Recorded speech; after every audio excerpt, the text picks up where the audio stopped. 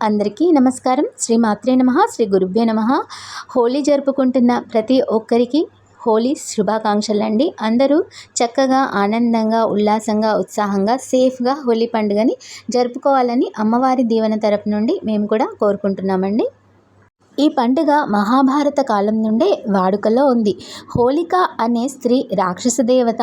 ఈవిడ బ్రహ్మచే సృష్టించబడిన రావణ బ్రహ్మ సోదరి. ఈ హోళికను అందరూ దేవతగా కులదైవంగా పూజిస్తూ ఉంటారు. సంతానం లేని వారికి ఈమె సంతాన ప్రాప్తి కలిగిస్తుంది అనేది పురాణ గ్రంథాల నుండి ఉందండి.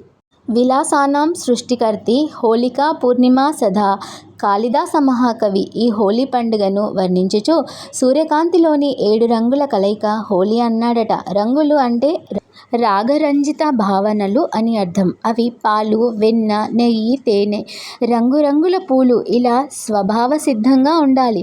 అవి ఆరోగ్యకరమైనవిగా ఉండాలి. ఆనందం అంటే ఆరోగ్యాన్ని ఇవ్వాలి. అది శారీరకంగా, మానసికంగా, ఆధ్యాత్మికంగా కూడా ఉండాలి.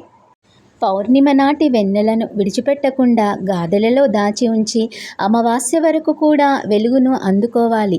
అలాగే జీవితంలో పండుగల ద్వారా మనం పొందే ఆనందం మానసికంగా ఆనందంగా మలుచుకోవాలని పెద్దన గారి ఉద్దేశం. ఎలా అంటే ఈ పండుగను గాయన్, వాసన్, జల్ఫన్ అన్నట్లుగా అంటే పాటలతో, నవ్వులతో, కాముని దహనంతో ఆనందంగా గడపాలనేది అర్థం. అందరికీ హోలీ పండుగ శుభాకాంక్షలు. శ్రీమాత్రే నమః. జై శ్రీరామ్.